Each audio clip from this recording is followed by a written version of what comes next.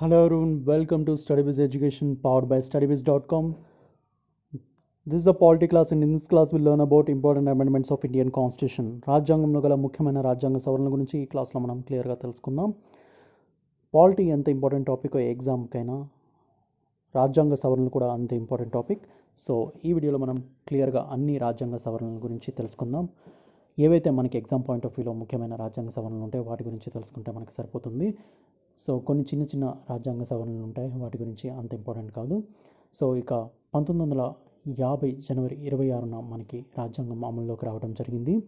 1949 November 26న రాజ్యాంగం ఆమోదించినప్పటికీ కూడా అది అమల్లోకి రావడం మాత్రం జనవరి 26, 1950 నుండి జరగడం జరిగింది. అయితే మనకి ఆ తర్వాత 1 నుండి 6 రాజ్యాంగ సవరణలు చాలా చిన్న చిన్నవి. సో అవి అంత ఇంపార్టెంట్ కాదు. సో రాజ్యాంగ సవరణ 7 నుంచి మనకి ఇంపార్టెంట్ అని చెప్పుకోవచ్చు. సో కాబట్టి మన క్లాస్ని రాజ్యాంగ సవరణ 7 నుంచి మనం ప్రారంభిద్దాం.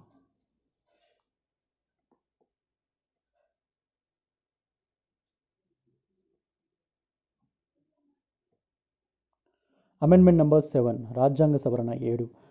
Reorganization of states on linguistic basis and abolition of class A, B, C and D states and introduction of union territories. ఇది 1956లో తీసుకొచ్చినటువంటి ఈ రాజ్యాంగ సవరణ ప్రకారం భాషా ఆధారిత రాష్ట్రాల ఏర్పాటు మరియు ఏబిసిడి అనే రాష్ట్రాల వర్గీకరణ రద్దు చేయడం జరిగింది. కేంద్ర పాలిత ప్రాంతాలను ప్రవేశపెట్టడం జరిగింది కొత్తగా. సో అప్పటి వరకు ఉన్నటువంటి కొన్ని వర్గీకరణ కేటగిరీస్ అనేవి రాష్ట్రాలకు ఇచ్చేవాళ్ళు. సో ఏబిసిడి అనే కేటగిరీస్ వాటిని రద్దు చేయడం జరిగింది. సో ఇది అమెండ్మెంట్ నెంబర్ 7కి సంబంధించి. ఇక తదుపరి అమెండ్మెంట్ నెంబర్ 9, రాజ్యాంగ సవరణ 9, adjustments to Indian territory as a result of agreement with Pakistan. 1960లో భారత్ మరియు పాకిస్తాన్ సరిహద్దు మార్పుకు సంబంధించినటువంటి ఒప్పందం చేసుకోవడం జరిగింది. సో భారత్ ఎప్పుడైతే పాకిస్తాన్ నుంచి విడిపోయిందో ఆ తర్వాత కూడా ఒక సరిహద్దుకు సంబంధించినటువంటి వివాదాలు కొనసాగుతూ వచ్చాయి. సో వాటిలో భాగంగా పశ్చిమ బంగాల్, పంజాబ్, అస్సాం, త్రిపుర రాష్ట్రాలకు సంబంధించి కొన్ని సరిహద్దు వివాదాలను సద్దుమణిగేలా చేస్తూ ఈ రాజ్యాంగ సవరణను తీసుకురావడం జరిగింది. మీరు అనుకోవచ్చు పశ్చిమ బంగాల్, త్రిపుర, అస్సాం అవి బంగ్లాదేశ్కి దగ్గరలో ఉంటాయి కానీ పాకిస్తాన్కి సంబంధం లేదనుకోవచ్చు. కానీ అప్పుడు బంగ్లాదేశ్ పాకిస్తాన్లో భాగం అండ్ దాన్ని తూర్పు పాకిస్తాన్గా పిలిచేవారు. కాబట్టి ఈ రాజ్యాంగ సవరణను భారత్ మరియు పాకిస్తాన్ మధ్య జరిగిందని చెప్పుకోవచ్చు. తర్వాత చూసినట్లయితే మనకి అమెండ్మెంట్ నెంబర్ 10.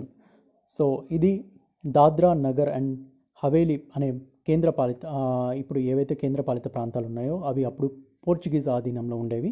సో వాటిని పోర్చుగల్ ఆధీనం నుండి మన భారత్లో విలీనం చేయడం జరిగింది ఈ రాజ్యాంగ సవరణ ద్వారా. ఇది 1961లో జరిగింది.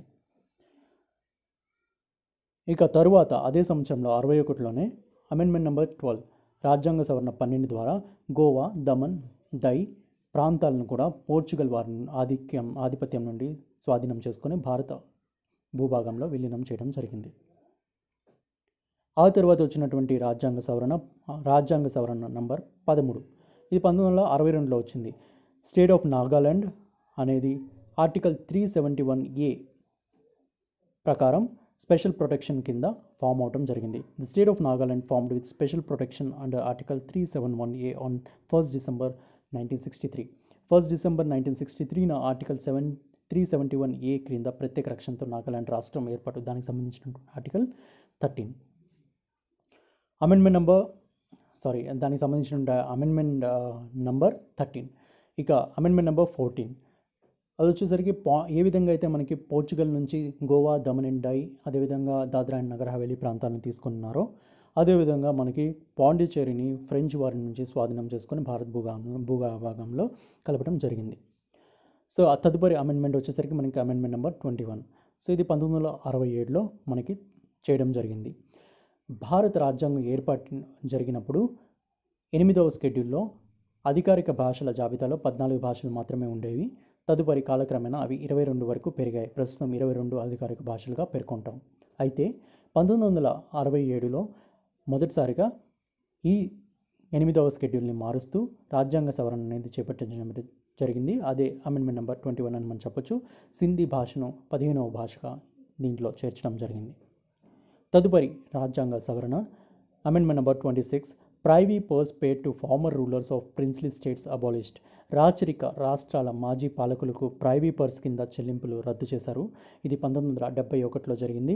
1971కి పూర్వం 1947లో ఎప్పుడైతే మన భారతదేశం ఒక దేశంగా ఏర్పాటు అయిందో అప్పుడు ఎన్నో చిన్న చిన్న రాజ్యాలు ఉండేవి, ప్రిన్స్లీ స్టేట్స్.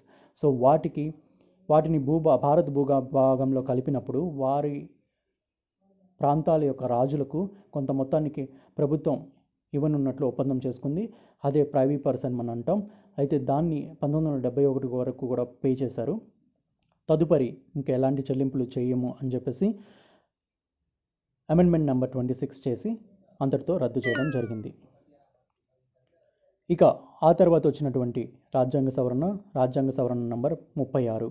1975లో వచ్చినటువంటి ఈ రాజ్యాంగ సవరణ ప్రకారం సిక్కిం రాష్ట్రాన్ని మన భారత భూభాగంలో చేర్చడం జరిగింది. అప్పటి వరకు సిక్కిం మన భారతదేశంలో రాష్ట్రం కాదు.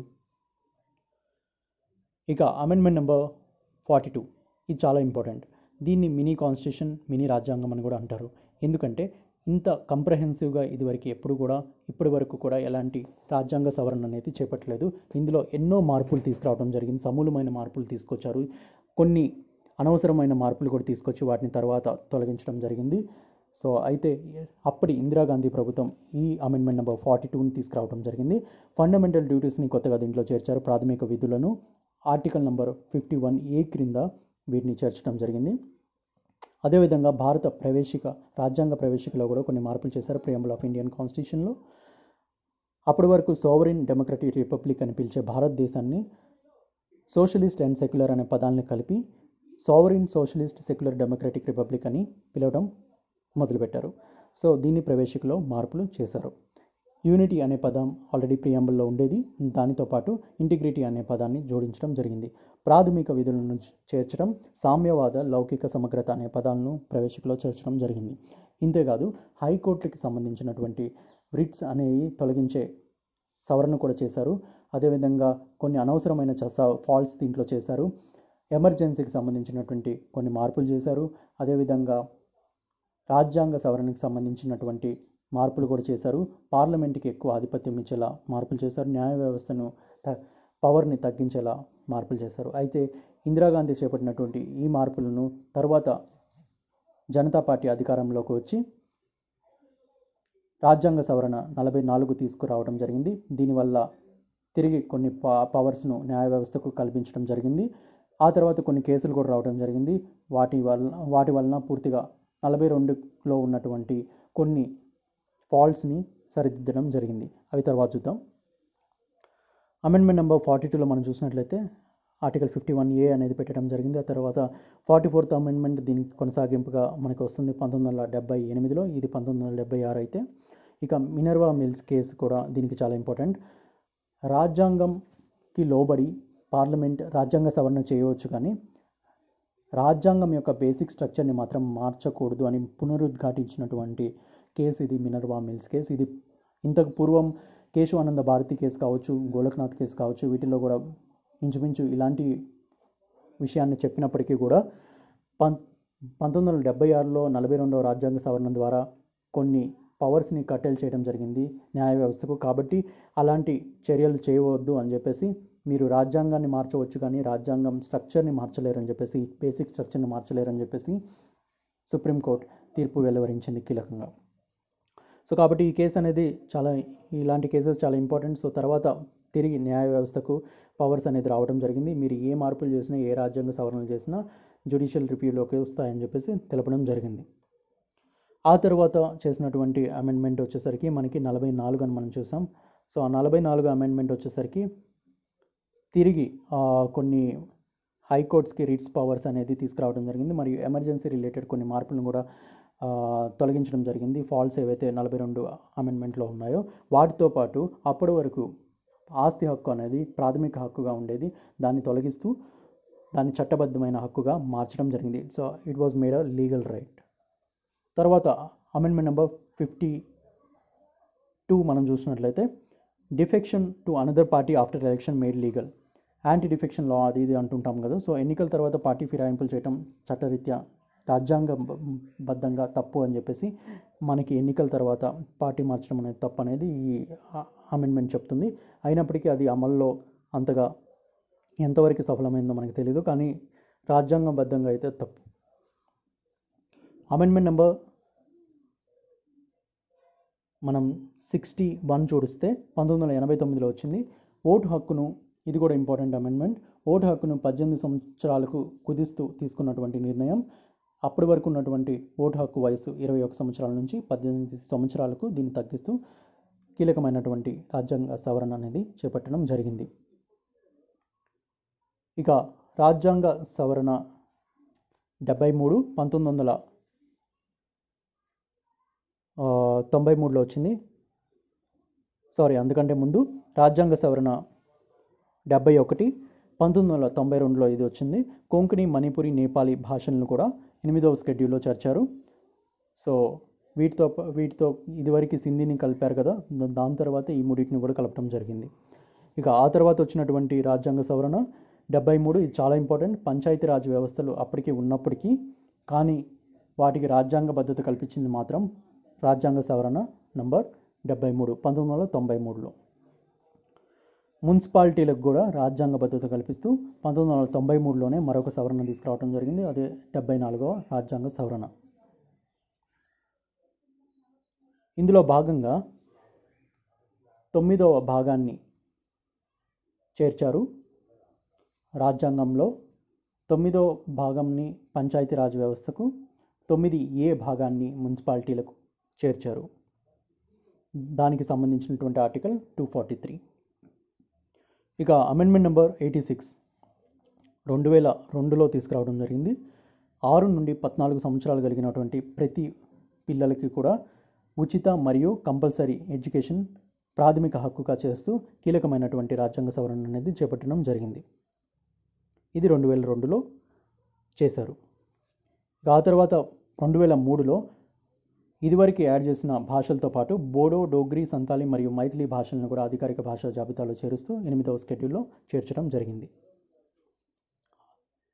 తర్వాత వచ్చినటువంటి 2011లో రాజ్యాంగ సవరణ 96 ఒరియా అనే భాష పేరును ఒడియాగా మార్చారు.